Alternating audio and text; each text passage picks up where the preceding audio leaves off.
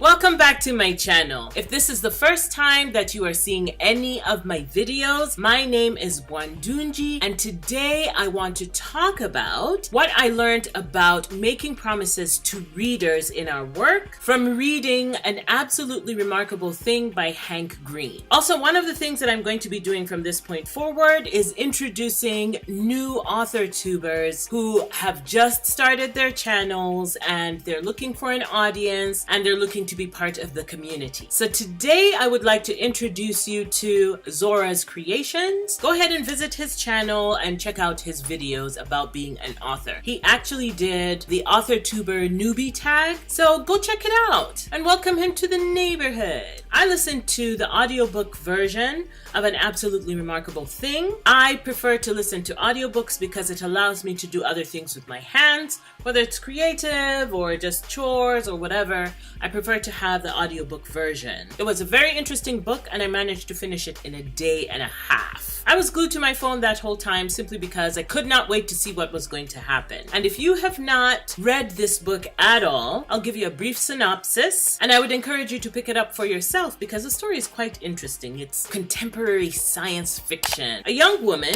her name is April May, is leaving somewhere and going home. She finds a robot on the sidewalk and is intrigued by it. It looked like a Japanese warrior kind of robot, and she calls up her friend with whom she has a YouTube channel and she does an interview where she talks to the robot. And as a result of doing that video, she becomes sort of internet famous, and we see her throughout the book deal with being internet famous. What that entails and what pushback she gets. As it turns out, this particular robot is not the only one that has landed. There are a bunch of other robots all over the world and everybody's losing their collective minds. That is what the book is about. Part of my discussion means that there are going to be spoilers for this book. If you are the kind of person who doesn't like spoilers, I have another video for you to watch. Go ahead and click the link right above my head and enjoy that video. Thank you so much for being here. For those of us who are okay with spoilers, here we go. One of the things that I have come across in this whole idea of keeping a reader's interest in your story is this idea of promises. The kind of contract that you make with the reader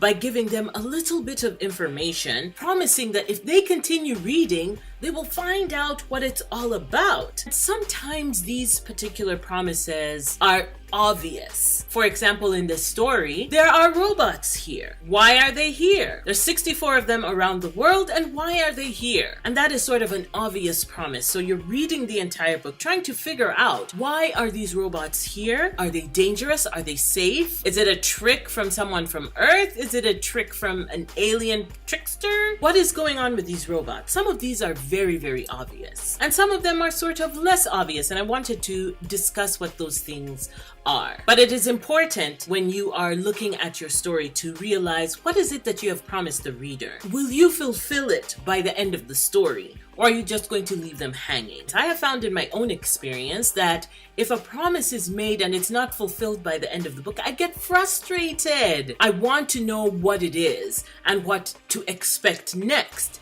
This is what our brains are constantly doing, which is why we love stories of intrigue, because someone gives us a small kernel of information and we want it answered. Tell me what is going to happen next. Now, it isn't always that a promise is made at the beginning of a book and then you read through the book and all the way at the end, that's where the promise is fulfilled. Sometimes little other promises are made within the book and they are fulfilled before the end of the book to heighten intrigue or to keep the interest of the reader. So I'm going to talk about a few of the promises that were made in this book and how they were important in keeping me interested in the story. The first thing has to do with April May, the main character. After she becomes internet famous because she was the first person to have an interview with the robots, she actually gave the robots their names. They were called Carls. And as a result, people wanted her on TV shows. They spoke to her on the internet. She got so many followers and all this stuff. What I was hoping for is to see a reflection of what I think I would do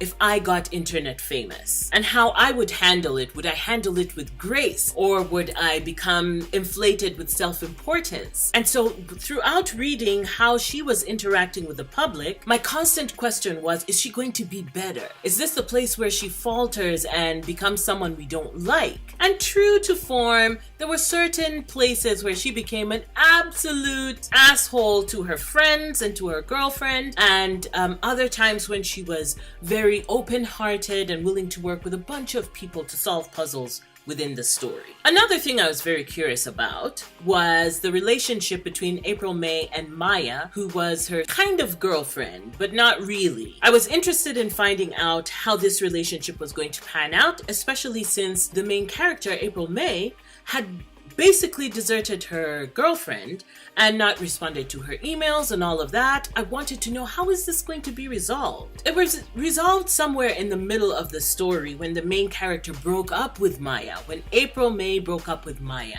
it was devastating for me, because Maya is the kind of girl who's got your back. They meet up later in order to solve a puzzle, and you're left wondering whether this is something that they would pick up again, since they had such good chemistry and they were great at solving puzzles together.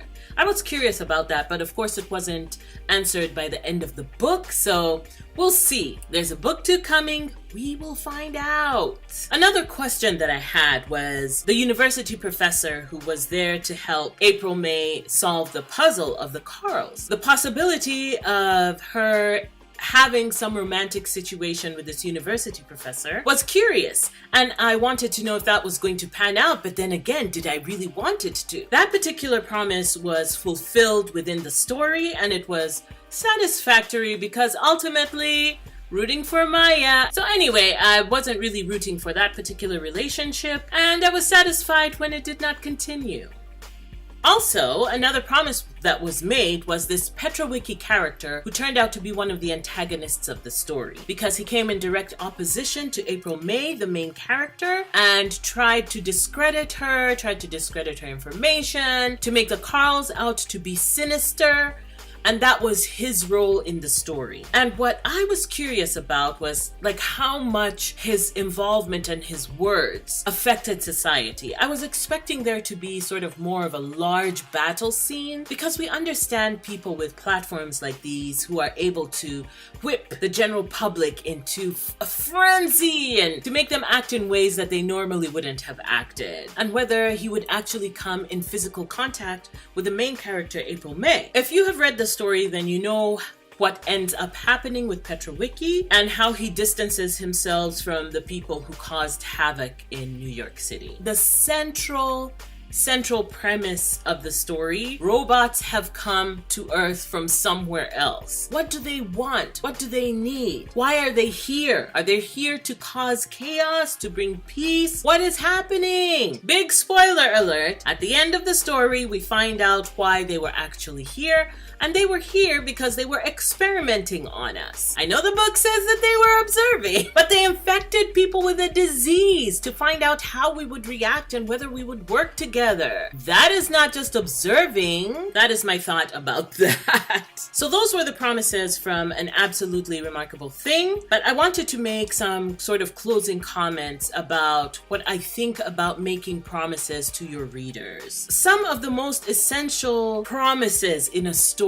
are not answered in this book. At the very end of it, we know that April is alive because she sends a text message, knock knock. Now this doesn't mean that she's actually physically there. She could be like digital now and communicating through the ether. We don't know. The book doesn't say. Because it has not said, then we are so eager for book 2. Sometimes a promise does not have to be completely fulfilled for those kind of purposes, for leaving us on a cliffhanger so we can buy book 2. But promises in general are great tools to keep the attention of the reader, where you give little nuggets of information so that questions begin to build up in your reader's minds. Now, I was having a conversation with Baden earlier about when do you actually present these promises? When do you put the nuggets into the story? Because as we're writing, it's not like we're thinking, ooh, here's a great place for a nugget. Let's not answer it till the end of the book. That's not what we're doing. So my opinion is that